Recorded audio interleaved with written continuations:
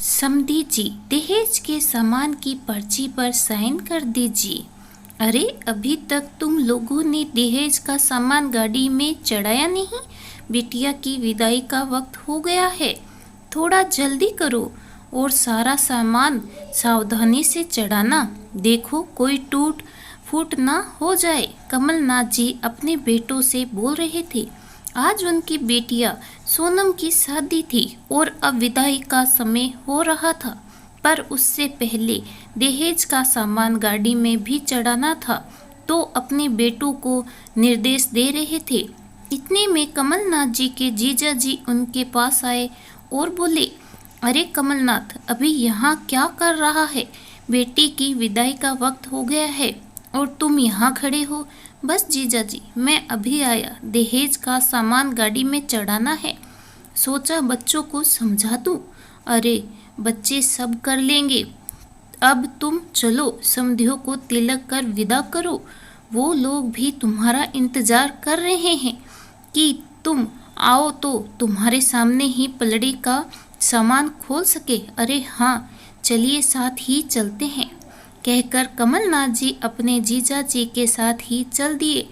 देखा तो समधी जी, अरुण जी और उनके सभी रिश्तेदार कमलनाथ जी का ही इंतजार कर रहे थे। कमलनाथ जी को देखते ही बोले, अरे समधी जी, कहाँ चले गए थे? कब से आपका इंतजार कर रहे थे। अब पलड़ी का सामान खोल दिया जाए तो अच्छा है। आखिर हम कब से बक्से की रखवाली कर रहे हैं। दूल्हे के फूफा जी ने कहा, बस समधी जी, बेटी की शादी है तो सोचा कि देख लें लड़के सही काम कर रहे हैं या नहीं। आखिर दहेज का सामान भी तो सही सलामत आपके द्वार पहुंचाना है। अरे समधी जी, माना किया था हमने आपसे कि हमें दहेज नहीं चाहिए, पर आप है कि माने ही नहीं। अब की बार अरुण जी ने कहा, मानता हूँ कि आपने मना किया था, पर बेटी का पिता हूँ, अपनी तरफ से खुशी खुशी अपनी बच्ची को सब कुछ देना चाहूँगा। बातों बातों में ही पलड़ी का बक्सा खोल दिया गया और सभी सामान कमलनाथ जी को सौंप दिया गया, जो उन्होंने दुल्हन की माँ को बुलाकर उन्हें सौंप दिया। उसके बाद आई कन्यादान और दहेज की बात। कमलनाथ जी ने कन्यादान में आए हुए गहनों की एक पर्ची, साथ ही साथ उन्हीं क्या क्या गहने चढ़ाए हैं और दहेज में क्या क्या सामान दिया है, उसकी पर्ची बनाकर अरुण जी को सौंप दी। साथ ही साथ गहने और नगद भी अरुण जी को सौंप दिए। अरुण जी ने नगद उसी समय कमलनाथ जी के हाथों में वापस दे दिया और कहा, समधी जी, ये आपकी बेटी के कन्यादान में आए हुए पैसे हैं, इसकी आप खुद अपने हाथों से एफडी करवा दीजिएगा। आपकी बच्ची के पैसे हैं, उसी के काम आएंगे और आपकी तरफ से उसके लिए आशीर्वाद भी हो जाएगा। कमलनाथ जी के परिवार में बैठे लोगों ने दबे मुंह ही सही, लेकिन अरुण जी की पूरी पूरी प्रशंसा की।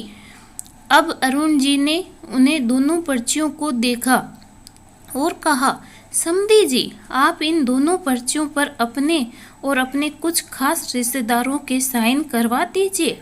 हमें भी इन पर साइन कर देते हैं और इसकी एक फोटोकॉपी करवा लीजिए। ओरिजिनल आपके पास रखिए और कॉपी हमें दीजिए। सुनकर रिश्तेदारों में कानाफूसी शुरू हो गई।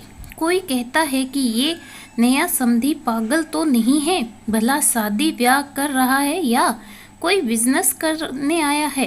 तो कोई कहता कि रिश्ते तो प्यार और विश्वास पर टिके होते हैं।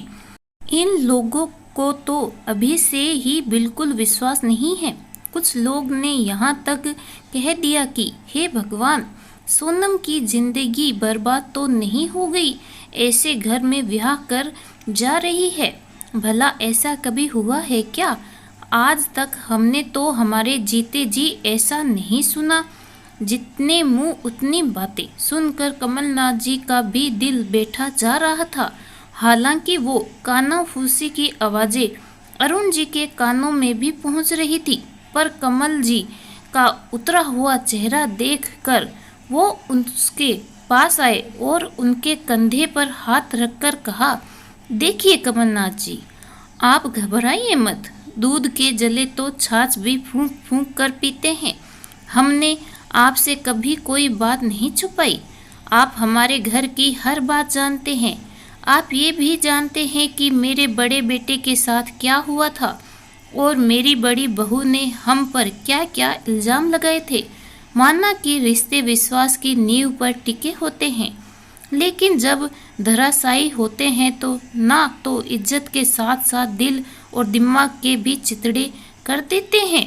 और जो इल्ज़ाम के ऊपर इल्ज़ाम लगते हैं वो हर कोई उन्हें बर्दाश्त नहीं कर पाता। मैं बहुत खुशकिस्मत हूँ कि मेरा परिवार इससे उभर पाया और उसमें सबसे बड़ा सपोर्ट आपने खुद किया था। आप तो वकील थे मेरे बेटे के और ये सजेशन आप ही ने दिया था मुझे। जब पहली बार मैं आपके पास अपने बेटे का केस लेकर आया था, याद है आपको? सुनकर कमलनाथ जी मुस्कुरा दिए और उन्हें याद हो आया वो दिन जब अरुण जी अपने बड़े बेटे संजय का केस लेकर उनके पास आए थे। संजय की पत्नी सुहानी संजय के साथ रहना नहीं चाहती थी और तलाक के नाम पर ज़्यादा से ज़्यादा पैसे ऐंठने के चक्कर में संजय और उसके परिवार पर इल्ज़ाम लगाए जा रही थी कि दहेज में बहुत कुछ दिया था, जबकि अरुण जी ने दहेज लेने से साफ मना कर दिया था। शादी कोरोना काल में हुई थी, इसी कारण से वीडियो भी बन नहीं पाया था। दुख तो इस बात का था कि सुहानी के माता पिता भी उसका पूरा साथ दे रहे थे। कभी कहते कि हमने खूब सारे सोने के गहने चढ़ाए थे, सब कुछ इसके सास ससुर ने रख लिए, तो कभी कहते कि हमने कार के लिए पैसा दिया था। आए दिन इल्ज़ाम लगने से अरुण जी और उसके परिवार वाले बहुत परेशान हो चुके थे। अरुण जी की पत्नी तो काफ़ी दिनों तक बीमार भी रही थी। कमलनाथ जी वकील थे तो उनका केस कमलनाथ जी ने ही देखा था। वकील होने के नाते इतना तो उन्हें समझ आ ही गया था कि अरुण जी झूठ नहीं बोल रहे और काफ़ी सिद्धांतवादी भी थे। तो सुहानी के रिश्तेदारों ने भी उसके खिलाफ गवाही दे दी। इसी कारण से केस सस्ते में निपट गया। उसी दौरान वे अरुण जी के छोटे बेटे सुनैये से मिले और उन्हें अपनी सोनम के लिए सुनैया पसंद आ गया। खैर ये सब याद आने के बाद उन्होंने पर्ची लेकर उस पर साइन कर दिए। सब लोग हैरानी से कमलनाथ जी की तरफ देखते रहे जो अपने नए समधी का समर्थन कर रहे थे, पर किसी ने कुछ नहीं कहा। कमलनाथ जी के कुछ खास रिश्तेदारों ने अरुण जी और उसके कुछ खास रिश्तेदारों ने पर्चियों पर साइन किए।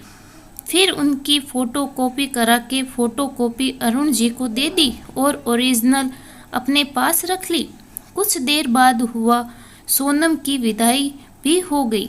दोस्तों, मुझे नहीं पता कि अरुण जी का ये फैसला सही था या गलत।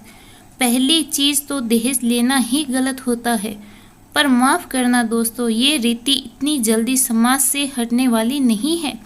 पर आज की स्थिति को देखते हुए कमलनाथ जी और अरुण जी का फैसला बिल्कुल सही लगा। ठीक है, सिक्के के दो पहलू होते हैं, शायद आपकी कुछ और सोच हो।